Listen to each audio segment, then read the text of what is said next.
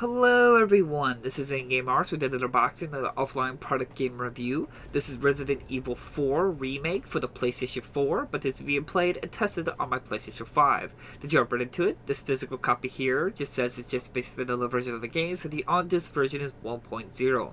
Now, sadly, there was an update available. This update size was 4.2 gigabytes big and will take it to version 1.02 since the time making this video.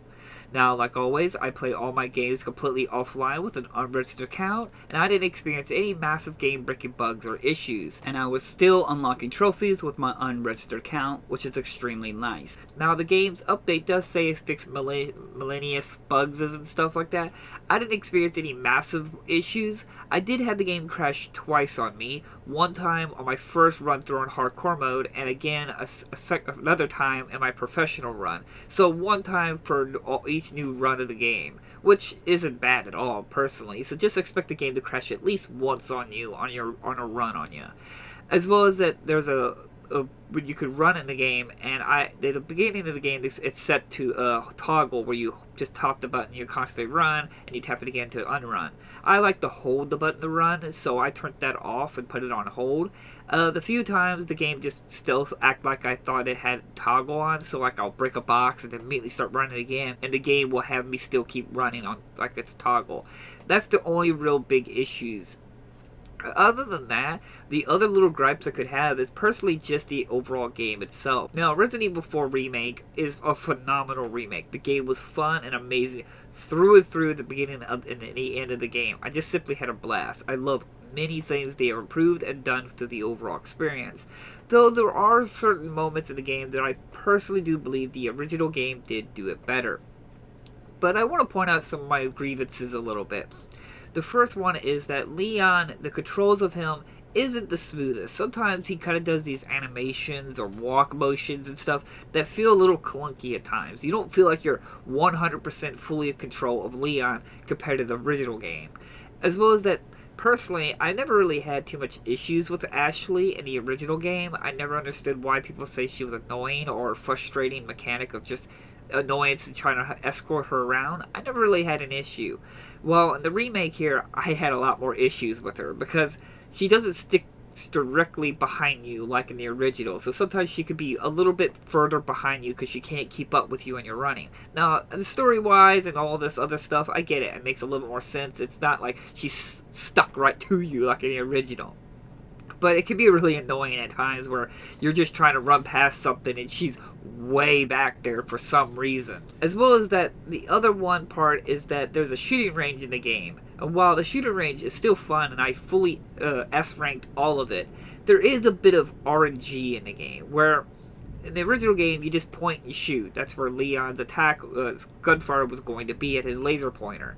While in this newer one, some guns do have a laser pointer, but some of them have a spread where you have to wait for the gun to focus. So sometimes trying to shoot a specific target at a certain distance or hit a certain metal, it can be quite hard considering you have to wait for this reticle to focus, and sometimes you don't get a lot of time. So I can see a lot of people getting really frustrated with the shooting range because it's not as fully well designed. I don't think they fully play tested that one. I did 100% complete the shooting range, but a lot of it had to do with a lot of frustration and a lot of luck. And I can see a lot of people getting really annoyed by that. But let's go ahead and jump into the subjects of the overall, what has changed and what's been improved upon about the remake. The first straight upmost is the knife, the merchant, as well as the ability to sneak. The sneak is probably the biggest one. This allows you to be able to approach things a lot more differently. You can approach the village segment of the game, you can sneak around and take out a few of the enemies, as well as that your weapon, your dagger, your knife will eventually start breaking and you have to use the merchant to fix it. I love that mechanic. It reminds me a lot like a Breath of Wild, which was one of my favorite mechanics of Breath of the Wild, was the weapon breaking system. It kept you engaged and kept you invested in your equipment and makes you utilize it the best way possible. Now, the ability to deflect or parry with the knife is a little powerful and it's a little forgiving a lot. First three difficulties, easy, normal, and hardcore, they're very forgiving on the button pressing of the parry. Now, on professional, you're required to do a perfect parry to win it. Now, granted, that'd be hard, but you can just keep tapping the parry button and eventually you'll get it. So it's not super difficult as long as you're just spamming the parry button. But I mean, it is a cool mechanic and a cool idea, and I really, really like it. The only problem is that there's also an invade button. Well, a prompt, like a quick time event, will pop up telling you to press circle to invade attack. Now, this is fine, it's great, and I'm glad it's in the game, but sometimes it feels very inconsistent. Like, one attacks you feel like you should be able to evade, and other attacks, then it just pops up immediately, and you're like, oh, I can evade this one, I'm not ready, because your mind isn't set to that idea that some attacks can be evaded and some attacks cannot. You're always just like, okay, parry, or, well, this would be another random invade one. It can be a little frustrating in that area. Now, overall, the overall design of the game is really good. Like, the overall treasure, you can find, put attachments in gems. I love now that all gems can be attached on every treasure, so it makes you very plan out what gems you're going to use on what treasure. It's a very good progression system in the game. The item box is back to the original briefcase, which I'm so glad about. It luckily even has an auto sort button for those who don't have time for the setting it up and everything. I always love doing all the sort of for the bookcase, but I can understand why some people don't enjoy having to do that every time with the inventory system. There's more weapons in the game. There's still the upgrading equipment and everything like that, which is still a tons of fun. The body armor has a durability as well, where it will slowly degrade and you have to invest in it. You could get customizations for your briefcase that allows you to get bonus stuff like more loot on a particular item or special keychains. There's just a lot going on. The merchant has a trading system now, and there's side quests that involve that if you do these side quests you get a special resource that you can invest to get a specific item through the merchant. There's just so much replay value, so much content in the game. I played the game on performance mode, which is like running at 60 frames per second. While the graphics do take a bit of a dip, definitely, there's certain walls, floor, or objects that will look like PS2 graphics, but with the steady frame rate of 60 frames per second for the PS4 version, I don't really care about graphics, so it didn't really bug me. The game just ran phenomenally well. I didn't really have any issues or problems. So overall, it's a great product. The only disappointing thing that's going to be upsetting people is that like Mercenaries mode isn't on the disc. That's going to be something that's going to come later with an update. The Separate Ways content, where you get to play as Ada in the original game, PS2 version, isn't on the disc. It's highly expected that's going to be a DLC purchase, kind of expansion, if you will. As well as that certain bosses have been removed or altered significantly, for good or worse, depending on how your viewpoint is. Now, there was one particular boss a lot of people were disappointed called U3, where it's like a boss you have to fight through these crates and you have to jump through them and eventually you have to fight the beast. That boss is completely removed from the game. I personally believe that when they released the DLC Separate Ways, where you get to play as Ada, that's when you're going to be fighting that boss. You'll be fighting that boss with Ada. So that's my personal opinion. That's just pure speculation on my part. But even with all that, without all the Mercenaries modes, the Separate Ways, and that's all going to be some update or DLC, the base game is just got oodles and poodles of content and replay value in it. For my first run, it was around about, I think, 24 hours, 26 hours, but I do play games slower than most people, and I'm currently on a professional run right now, and I really wanted to complete the game professional run before I cover this, but it's taken too long, and it's much more difficult to experience. Though, on this note, I want to point out on professional mode is harder, but there's a difficulty setting in it where it removes checkpoints, where you can't use checkpoint system anymore in professional mode. That just seems more of an annoyance, because all I would do is just make sure to run back and save it manually, and the checkpoint system is just irrelevant. So it just seems weird that that was what they chose to make the game more difficult, is get rid of the checkpoint system, which really didn't make the game all that difficult.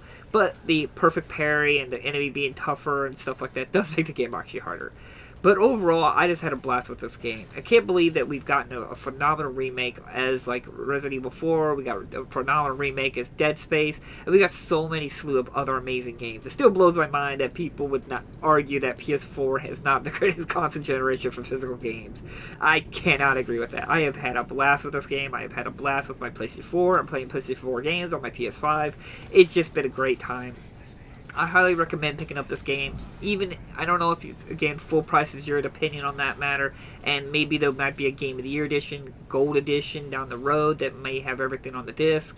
I mean, that's your call. I still enjoyed this physical copy of the game, and I highly recommend it. There's maybe some slew of annoyances. Like, in certain story segments, I do believe the original game did a little better. Where, example, near the ending of the game, a character pushes a button that causes everything to start exploding in the original game. In the remake here, that character no longer pushes that button, but things are still blowing up. So if you've never played the original, you have no idea why everything's blowing up.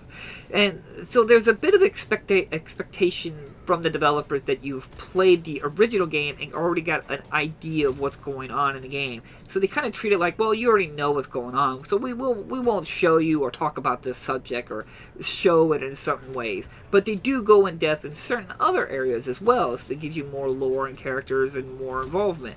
Again, my personal opinion is if you've played the remake here and you greatly love it, you really should go play the original. The game's only downside is it has tank controls, which isn't really an issue. I just recently played it and it really has not aged at all. The game plays and functions phenomenally well. So if you play the remake, I highly recommend playing the original, or if you've enjoyed the original, I highly recommend the remake. Both of them are phenomenal games. You can get both of them on PlayStation 4, or you can get the PS5 version of Resident Evil 4 Remake. For my personal opinion, I don't really see a reason to buy the PS5 version if the PS4 version works just fine.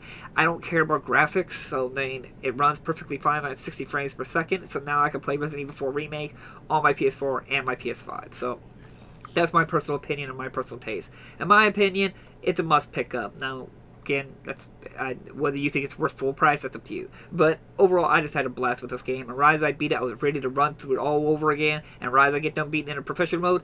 I really just want to run through the game all over again. It's just that much fun. So like always, thank you all so much for watching this unboxing video and this offline experience where I had no issues, only 2 crashes throughout the entire game, and that's each new run I've done with the game. So that's really good, in my personal opinion. Then expect that update size to get bigger down the road because they mercenary modes, separate ways, and stuff like that. So that's disappointing. But hopefully, maybe we get a complete edition or Game of the Year edition down the road because this game really is worthy of a complete edition. So, anyways, thank you all so much for watching, and I'll see you guys in the next unboxing video. Bye bye.